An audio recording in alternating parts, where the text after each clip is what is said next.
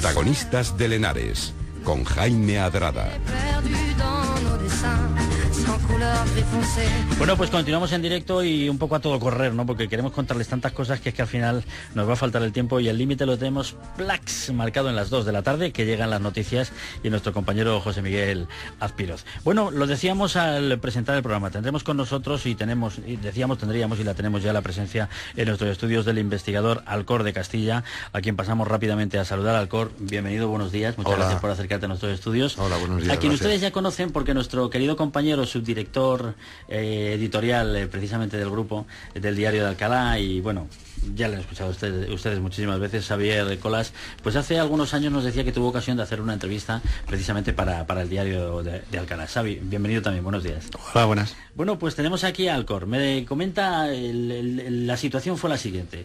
Me comentó hace algún tiempo, el domingo se cumplen 10 años de la caída de las Torres Gemelas.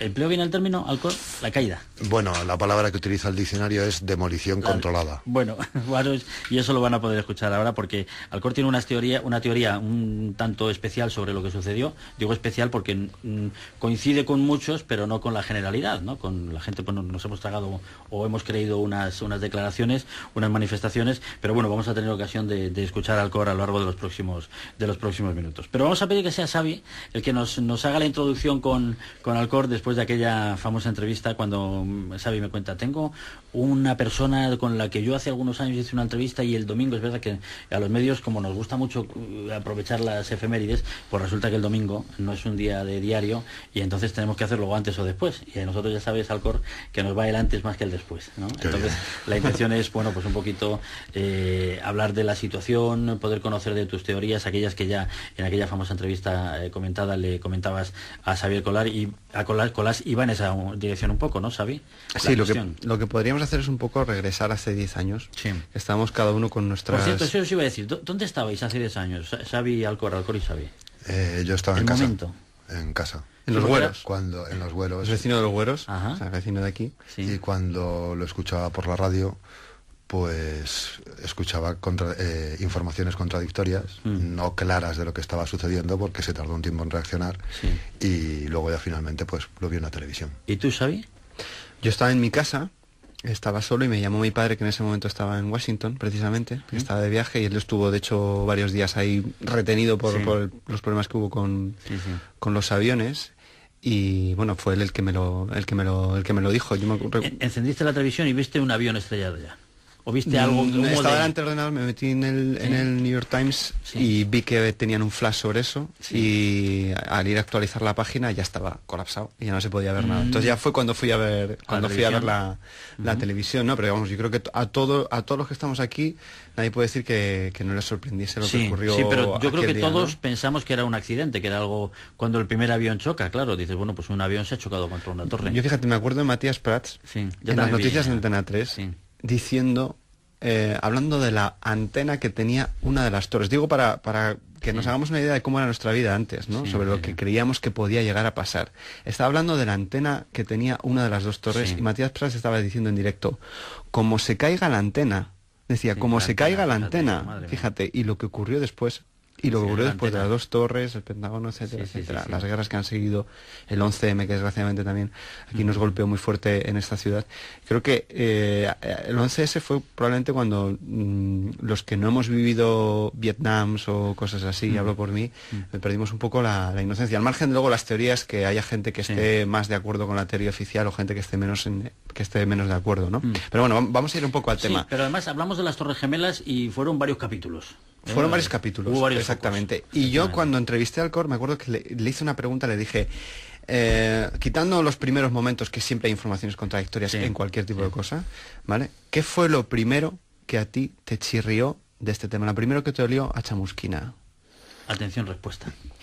Varias cosas. Se habla de las Torres Gemelas y me temo que no sabemos todavía, 10 años más tarde, que cayeron 3 edificios ese día.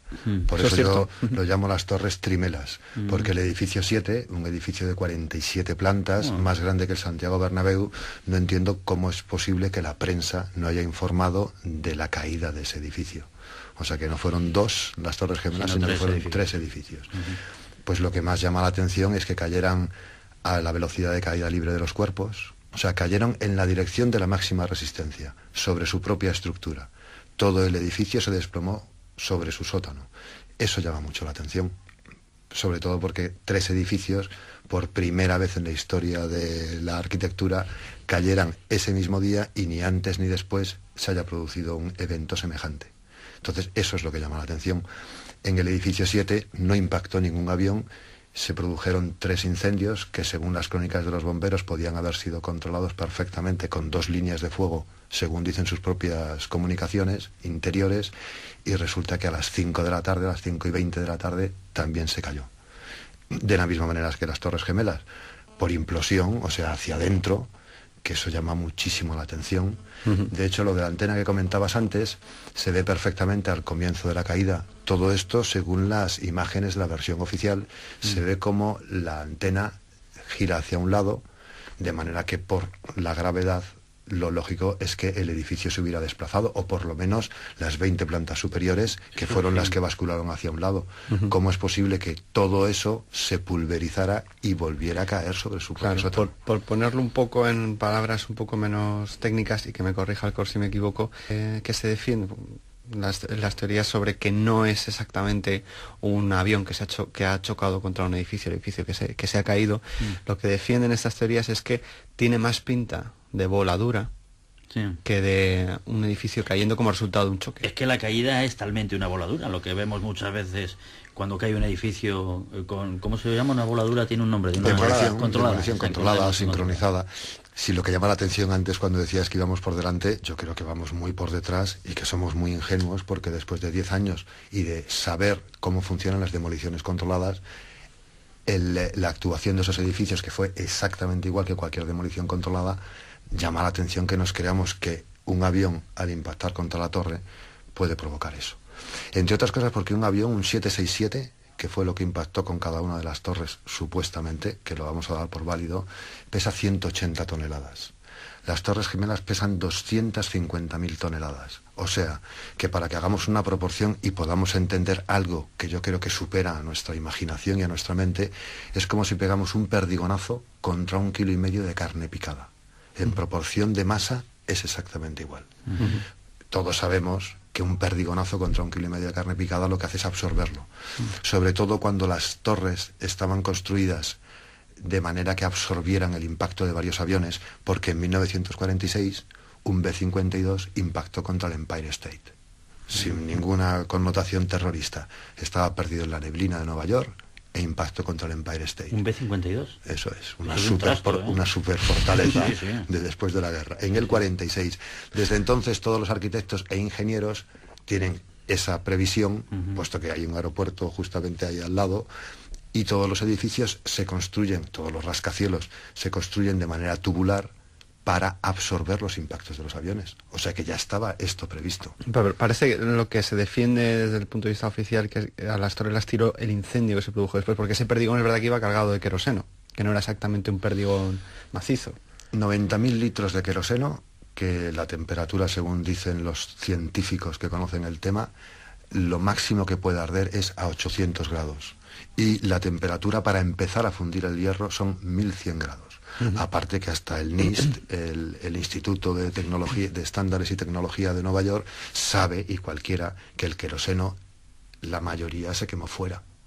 Claro que es cierto que los enseres se quemaron con lo que le tocara del incendio del queroseno, pero las temperaturas que alcanza eso son 400 grados. Claro. No 1.100 grados que hacen falta para empezar a fundir el acero. Y sobre todo lo que llama la atención, dependiendo de las torres, un avión impacta en el piso 60 y el otro en el piso 80. Muchos nos preguntamos qué pintaban los sótanos llenos de acero fundido.